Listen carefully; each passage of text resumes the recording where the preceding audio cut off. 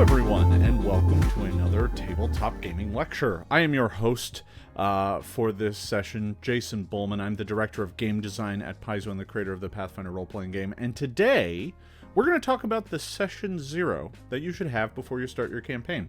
In the past two videos, I've talked about building the basics of your campaign. I've talked about creating cool and fun adventures.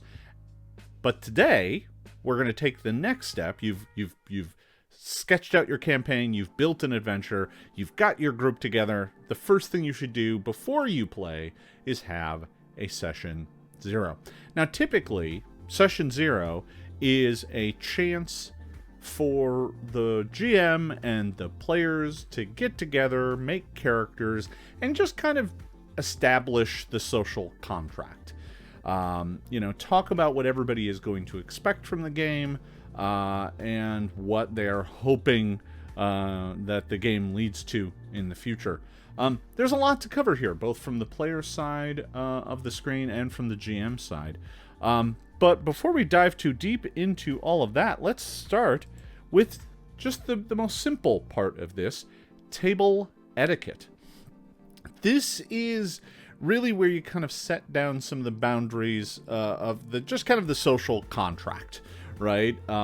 Getting a game together requires a whole bunch of people to come together at a set time, even if that's on a virtual tabletop, which for many of us it is right now. But there is a lot to assume about this, and I think there are many groups that have been playing for so long, they don't even discuss this anymore. It's just understood. But you know what? It wouldn't hurt to actually stop, have a check, and say, hey, everybody, this is how we expect this game to play. Now, there's a lot of things to cover here. But the most obvious one is just a matter of attendance and timeliness, right? When a player is going to miss a session, how do they contact the GM? How do they contact the other players and let them know? If they're going to be late, when should they contact? How should they contact? How late is late? Oh, 5 minutes? No big deal. An hour? That's a serious problem. Now we got to delay the game. And, that goes more than one way as well. It's not just about whether or not the players are going to be able to attend. Maybe the GM needs to cancel the game. What's the appropriate time to say, yeah, I'm going to cancel the game? And of course, with all of these things, you're going to find yourself in situations where you have to break the rules. Oh, I had to cancel the game 2 hours before it was set to start because a water main broke in my house. Yeah, no one's going to be surprised about that. But having a general guideline that's like, hey, could you please, if you're going to miss, can you at least let us know a day in advance so that people aren't on their way or, getting their computer up and running, I guess, on their virtual tabletop. But, people set aside time for these things, and it's an effort on everyone's part, not just the players, but the GM as well. And, giving everyone that kind of courtesy of, hey, this is what we expect from you in terms of attendance, is not too much to ask. Now, beyond that, other elements of table etiquette are, food and drink. Right? Is food and drink allowed at the table? Does the group go in for food before the session? Is that the norm? Are you expected to bring your own? Don't always rely on the host, assuming we ever end up having games where we have hosts again. Weird times. But, it goes beyond that too. And more than just food and drink, what about alcohol?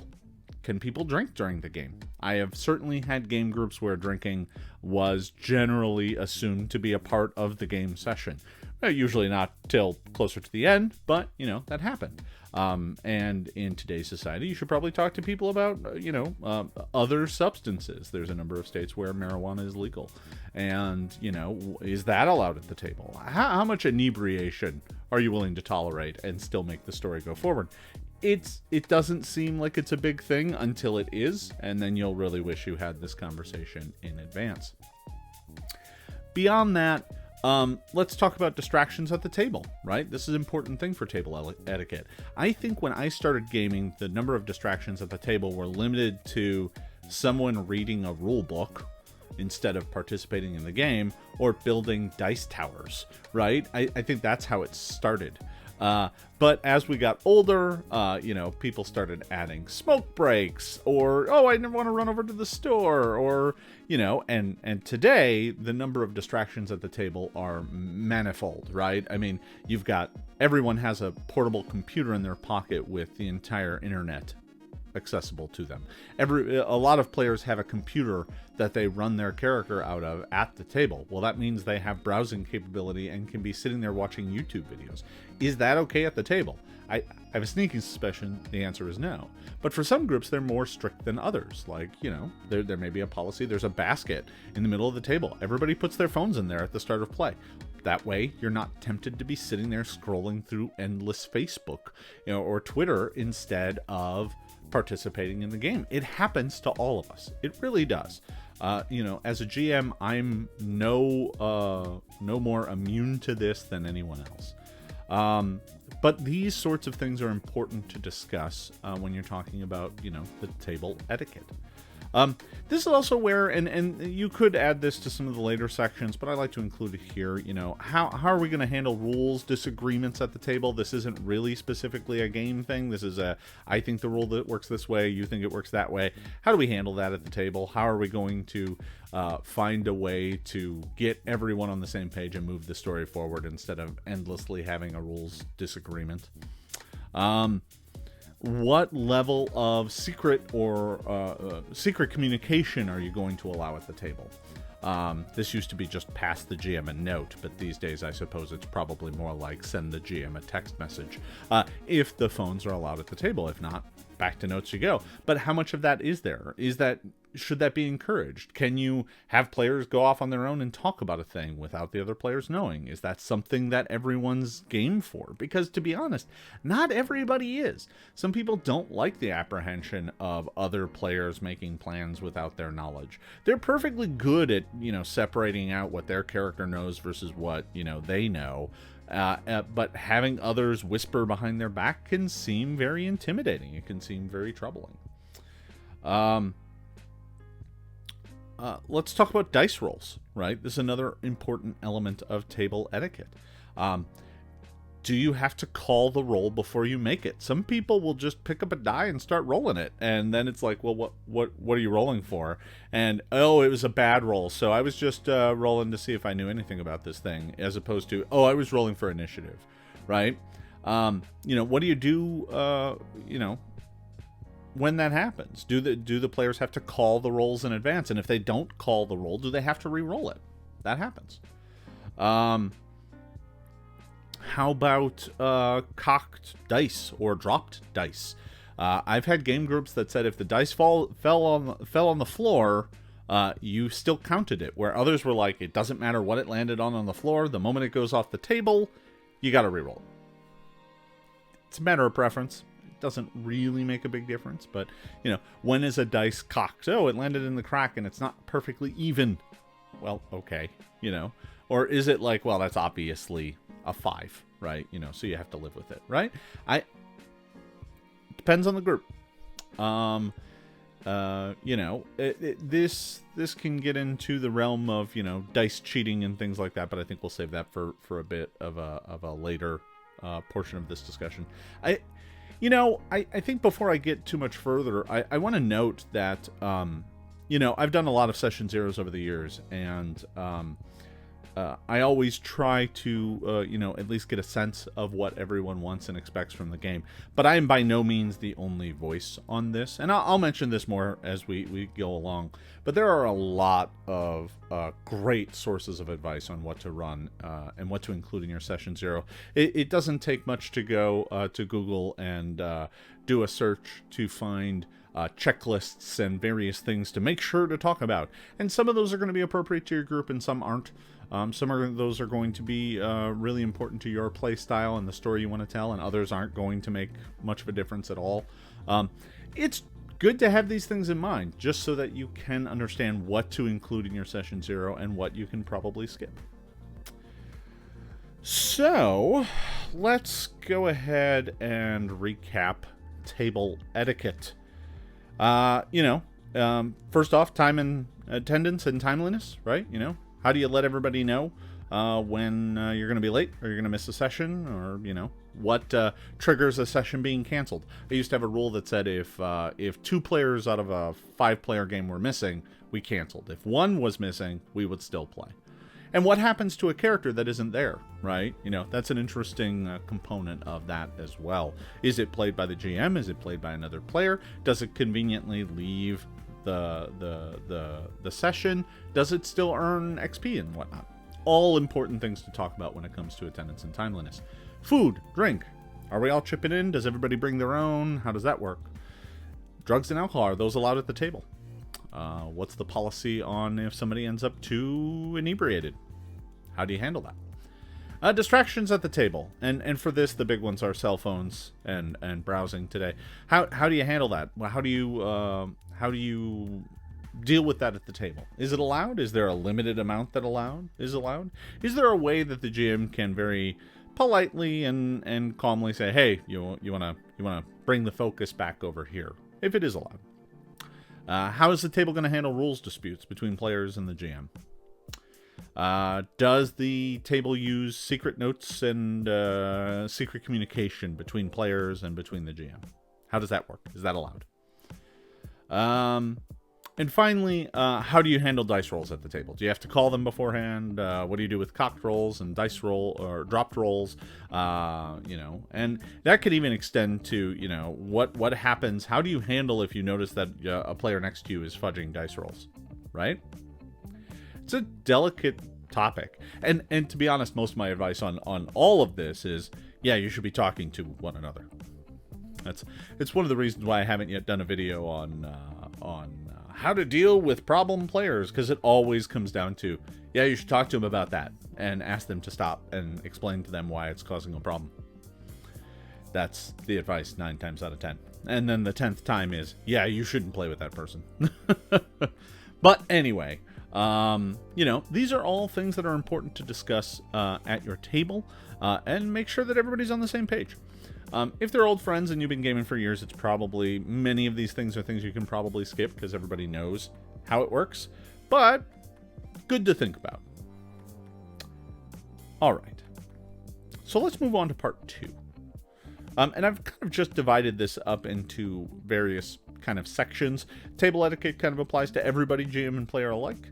But next, let's go and talk about players and player characters. So this section is really kind of all about the players and their characters and how they are made and how they are expected to be a part of the game. So obviously the first thing you're going to want to discuss with players is what rules are allowed in the game. What classes? If you're playing Pathfinder, what archetypes? What ancestries? These kind of really basic concepts, I think, are a standard part of most people's session 0, even if they're not calling it a session 0. It's like, you'll get somebody to be like, hey, can I play a kobold? Or, hey, can I play I want to play a dragon. Well, you need to discuss that. But it can go into kind of deeper topics as well. And I think, you can get much more nitty gritty on this. You can talk about what kind of alignments are allowed at the table. Most of the time it's just anything but evil. But some groups are like, we don't want any chaotic neutrals here either, right? People just use that as an excuse. And all of the discussions that come with that. You can also say, hey, what can I get this spell from this book? Can I get this item from this book? Can I have this option from this book? This gets into the very granular level of what I like to call game management. This isn't really a player question necessarily, although the players should keep this in mind. Managing the amount of rules content that's at the table is an important task for the GM. So GMs may allow access blanket on entire, just books. And for many GMs, that's everything. You can use everything that's out there, but that can be an awful lot, and it can be a big burden on both the players and the GM to kind of incorporate all that material in the game and make it feel like kind of a holistic part of the story. So for me personally, I like to just kind of be like, these books are the core books. You can take anything from them that's a player option without even asking me. The things beyond that, let's talk, right? Maybe you can have one or two things, but not everything. Or maybe you can build using all of the options for one book because your character's kind of built around that setting, but you don't get to pick things out from 7 or 8 different books, right? And, sometimes people are like, well, what about third-party stuff? What about, first-party stuff? How does all that play together, right? This is what you're talking about. What rules are allowed in the game, right? Easy. Also, incredibly complicated, and usually the thing that takes the longest. Because the players are going to want to know what they can use to build their characters. This is also the point in time where it's good to talk about what homebrew rules you're using. Are there any changes to the game that the players need to know about? And conversely, are there any changes to the game that the players would like to see? Right? I think a lot of people assume that the rules are only in the GM's purview. And I would say that, generally speaking, the GM is there to be the arbiter of the rules. And that is a relatively accurate statement. However, the players have some agency here too. If there are rules that they don't like, if there are rules that don't work well with their table and their dynamic, asking, hey, maybe there's a different way we can do that rule. There's nothing wrong with that. And I mean, I make rules, but my rules, the rules that we make are made to give you the tools to tell your story. And if that rule is in the way, you should toss the rule out and replace it with one that helps you better tell your story. There's nothing wrong with that. You should also talk about what methods are being used for character generation, and does everyone have to use the same method? So with most game systems, this isn't a question because there is only one method of character generation. But that's not always true, right? Are we rolling for stats, or are we doing some sort of point buy? Are we doing some sort of combination method of both? You roll, but you can assign them and shift some points around. And does everyone have to use the same method? That's an important question, because those methods deliver characters of very different power levels, or at least they can. The opportunity is certainly there. Does the group talk together before they make characters? I mean, I recommend it, but that's not how every group works. And maybe yours doesn't. Maybe everyone makes their characters in secret and you show up and that's the group you have. I'm not sure that's the best way to have a satisfying conclusion, but it sure does add some variation to what you see at the table. Are there any random elements to how the characters are made? Is there something about the character generation process that the GM needs from the players, as part of the story, right? Oh, everybody needs to know this person and have some tie to this person. Everybody needs to be from this place. Everybody needs to be a dwarf, right? These are all elements that are worth discussing and figuring out before your play really gets rolling. Advancement. This is something you want to discuss with the players. How often does everyone want to, level up? And I'm obviously the answer is all the time, but in reality, a level needs to feel like it's earned. But do you want this campaign to be glacial? Do you want it to go really slow, or you want it to have a nice, good clip? Do you want it to be fast, right? Are you using XP, or are you using some sort of milestone? Does the GM just tell you when you gain a level? Obviously, this is for games like D&D and Pathfinder. But, for other games, it's just like, here's some more points to use to build more of your character. That's perfectly fine. As you go up in level, the same questions from before will come back again and again. What options are allowed? What can I take? Can I add this archetype? Can I get this spell? Can I add, can I build this magic item? All these sorts of things are important to discuss. And it's good to go into the game with some level of expectation, right? Is this the sort of group that wants to spend, a lot of time, making magic items and stuff like that, and how many of those do you need to make sure to include in the game? That's, again, part of the advancement. And, finally, during the character generation portion, right, you want to talk to the group and the players about building a cohesive group, right? Even if their characters might be going in different directions, everybody needs to find reasons for the story to work and their players to work together. This seems obvious, but you'd be surprised how often you end up with the character who's like, no, I'm the loner, I do things by myself. Well, that's really not very fun for the rest of the party, as you go off to do things by yourself and basically have now split the group. And this is part of generating your character. Don't make a character whose only goal is to wander off and be by himself. Trust me, I've done this. I've made this mistake myself, where I had a character who was too standoffish, didn't want to do the thing. The players were going down in the sewer, and I wouldn't go down in the sewer. I'm a nobleman. So I didn't play that adventure. I literally sat at the table doing nothing the entire session. That's, that was a choice you could make. I wouldn't recommend it. And to be honest, it's things like this that you should avoid in your campaign by having a good session 0. Now, at the table, talking about players and their characters, there's a number of things you want to get out there and have a discussion about kind of before play begins, but these are really about while you're playing. You want to stress, and talk to the players about, working together, but also, sharing the spotlight and time, right? You don't need characters who are going to basically filibuster the play session by always being the one acting.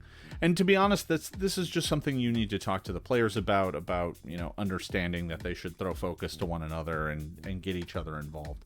But also understanding that some players might go, no, I'm okay with mostly being in the background. This is the time where you can establish that. Maybe that's what they want out of the game. They're there to participate, but they don't want it to always be about them. That's okay too. It depends on the person, depends on the player, and this is something that you should discuss in advance. Is PvP allowed? I think the answer to this should almost always be no, but I for some groups, it's a thing that happens sometimes. Do the players fight each other? Is that okay? It depends on the game system. I think in most fantasy role-playing games, it's generally frowned upon and not a thing that happens all that much. But, I have certainly fought other characters while playing Vampire or something. That just happens.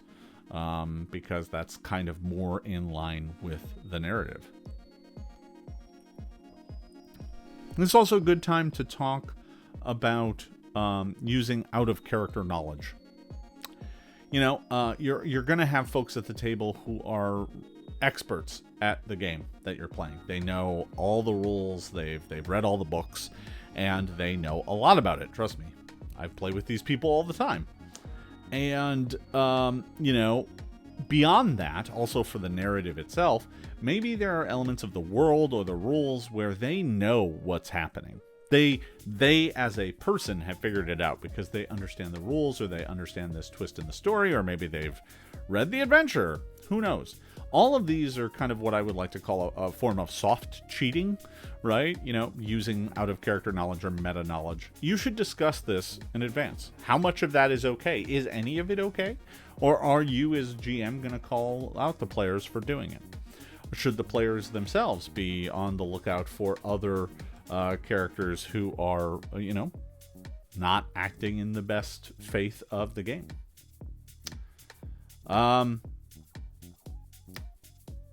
Character content. This is a tricky topic, but it's worth discussing.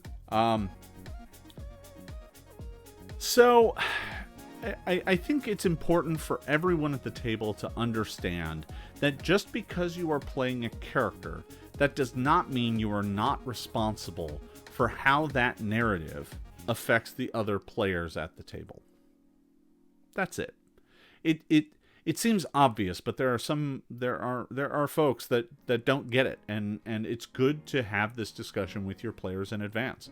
That if their character is a horrible monster, being a horrible monster makes the other people at the table uncomfortable, right? And that is a problem. Now, you might be totally realistically playing your horrible, horrible character. But that in and of itself is a choice that you made when making that character, and understanding that and how it impacts the other people at the table. You don't get to say, sorry, my character works that way. That's not okay. If your character is violating, things that other players really aren't interested in experiencing in the game, you can't just write that off by saying it's just my character. We'll be talking more about content here in a bit, but that's an important thing to note, that it's not just the GMs, it's the players as well. The content is also being created by them. And even though it's your character acting, you as the driver of that character are responsible for how that character's actions affect others at the table. It's good to talk about playstyle. What type of game is this going to be? Are you all, murder hobos? Are you all a bunch of noble heroes? Are you a party of loners that found some reason to work together? Talking about the group dynamic and how the group approaches adventuring, this is a thing to do now before it kind of develops organically, because sometimes the way it can develop organically, some people might be like, I thought this was going to be something else, which happens, and there's nothing wrong with that. But, giving everyone a sense of, hey, everybody, this is the type of game this is. It's mostly just a light, beer and pretzel, hack and slash, go kill monsters and get the loot style game. You're all cardboard cutout characters versus, this is a high drama. There's going to be a lot of role-playing interaction, and we're going to really try to get at the heart of your emotions.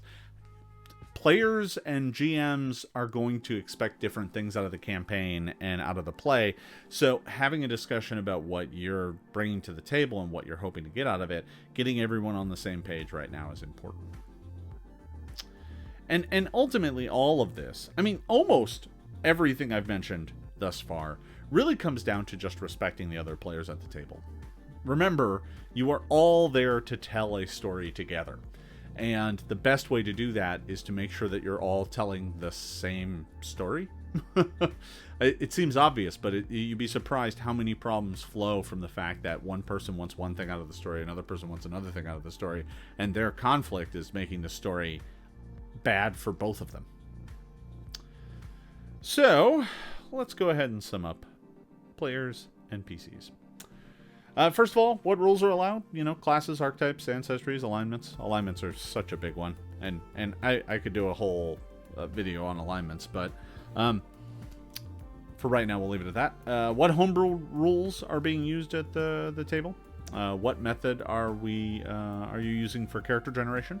What's the advancement pace, and what options are available as characters advance? How are you building a cohesive group? What's everyone's drive to work together? And then at the table, talking about sharing time and cooperation, discussing whether or not PvP is a thing, whether or not you're using metagame knowledge and other out-of-character knowledge, what level of that is to be tolerated, and then, just respecting others and their time and their contribution to the game and the world at large. All right. Let's move on to the next part here.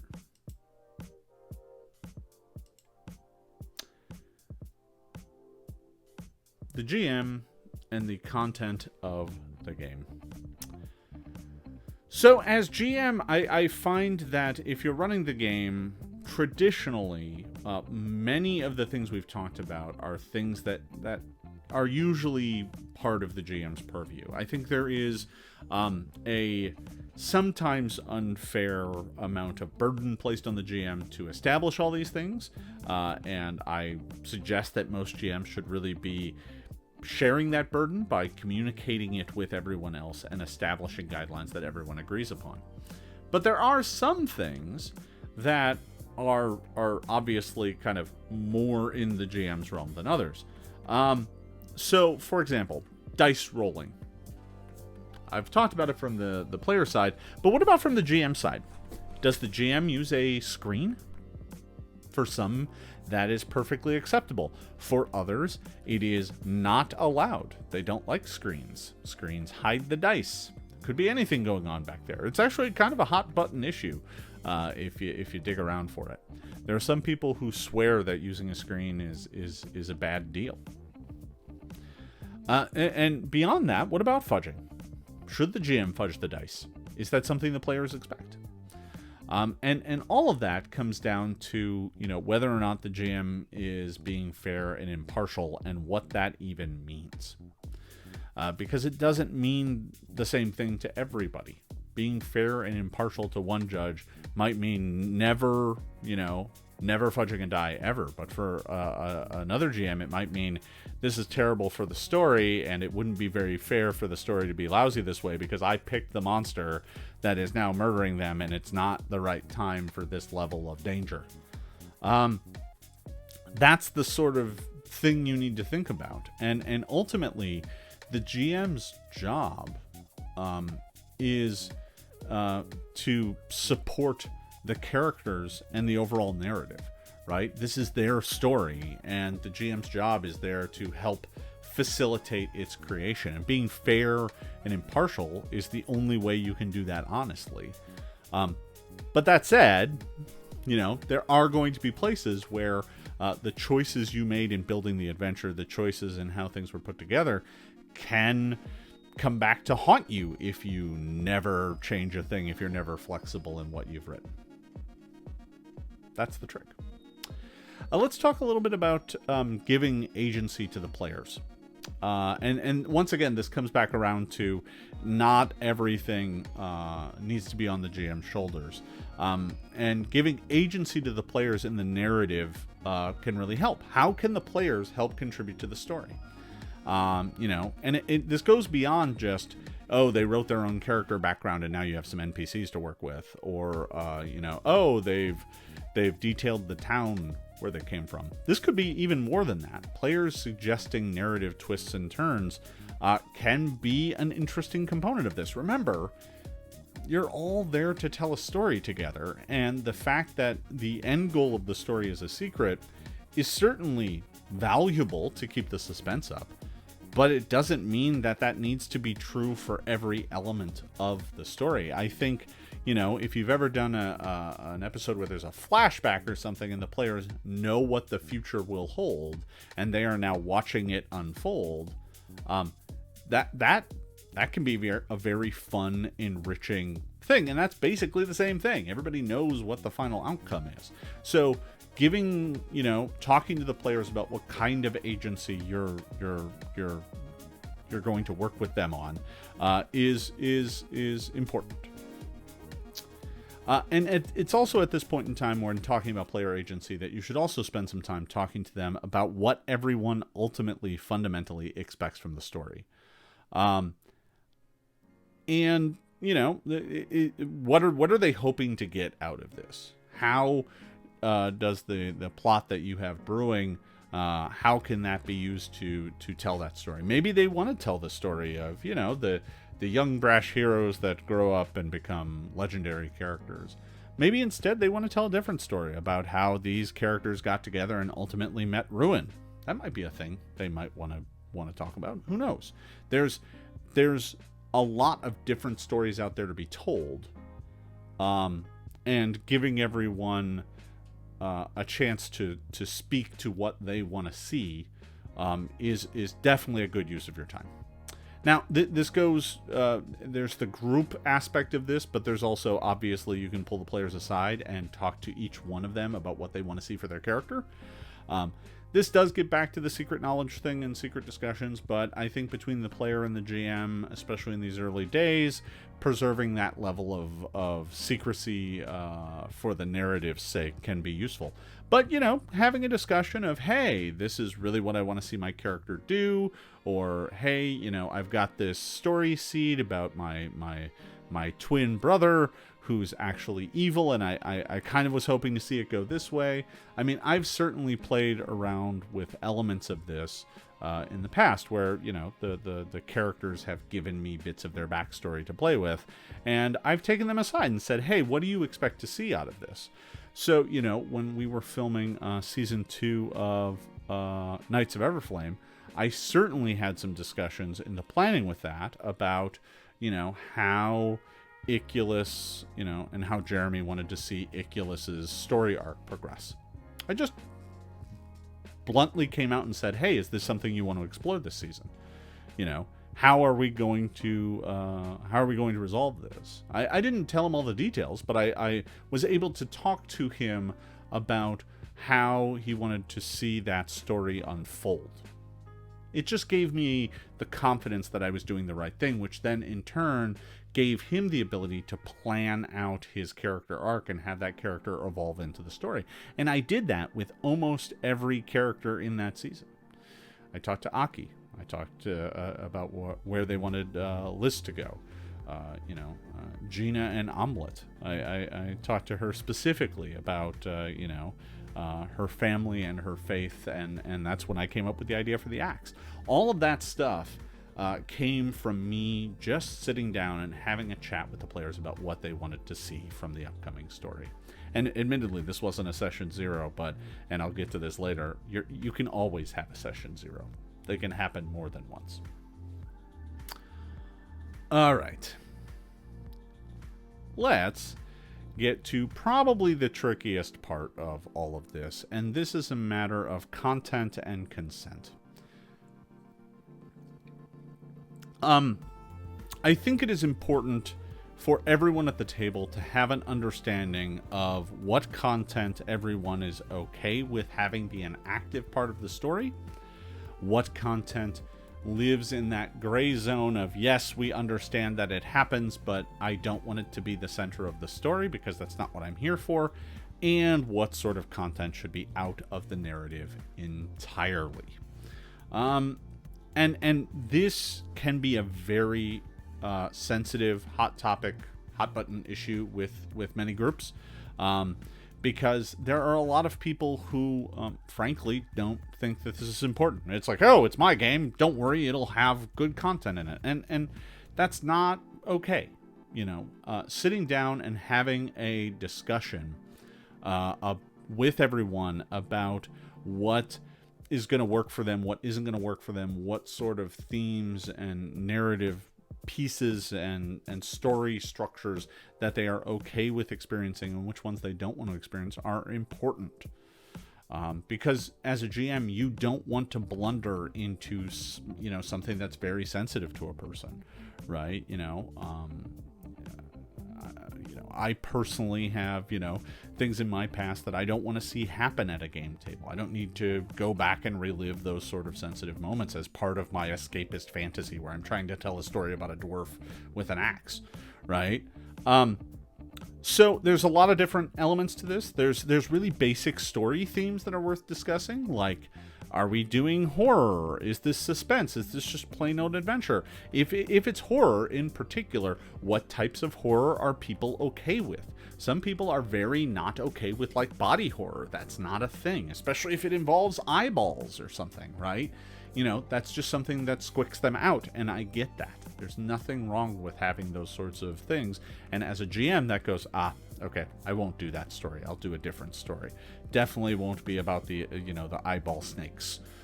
We're not going to do that, and that's okay. There's other more like hot button social topics that I think are important to discuss amongst the group. Issues of sex and gender, issues of discrimination, slavery, abuse, how much gore is in the game, mental health issues being depicted. You may have players who are dealing with those sorts of issues in their real lives, and you may not know about it. And not asking about it in advance means that you could easily blunder into those things, and they might end up having a really, really bad time. And that's not what the story is all about. Yeah, for my own example, right? Before we did Season 2 of Knights of Everflame, I had a very lengthy discussion with the group about doing a story where you go to Nadal, where they are, It is a cult that worships pain, and we had a number of scenes we had to carefully talk about before they happened to make sure we didn't make anyone at the table uncomfortable. There was even a scene we refilmed because it kind of veered in the wrong direction, and everyone at the table wasn't happy with it when we were done. There's an obvious kind of sub-branch to this that happens at a lot of tables. I think some of those topics, generally speaking, most tables avoid anyway. But if you're going to even remotely dance around any of them, you should talk about them. But there's another one that's far more common, and this is just romance in general. Obviously, you know, you're in a fantasy world, and there are NPCs who get married and have kids. That's fine. But the moment it involves the player characters, you need to have some discussions. Should the NPCs be flirting with the player characters? What does that mean? Where does that go? Do the player characters flirt with the other player characters? This can make people at the table very uncomfortable because the GM and the other players are the proxies for those other characters, and now, you know, two of the people at your table are flirting with one another, and that can make not only them uncomfortable, but everyone else at the table as well. I think we've all heard stories about these things going horribly, horribly wrong, and it can be so easily avoided just by having the discussion beforehand about what is okay, what's not okay. Now, there's a lot of tools out there to make this job a lot easier for you.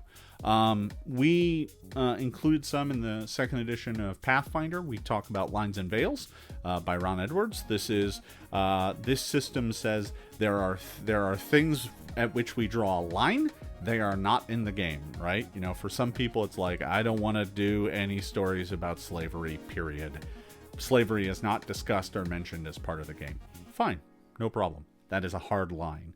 Then there's things called veils. Oh, sex happens in the game, but we fade to black before that is ever discussed. Is it a part of the game? Yes. But is it something we all have to experience? No, right? That's how those sorts of things work. Very handy tool. There's the X card. This one's by John Stavropoulos.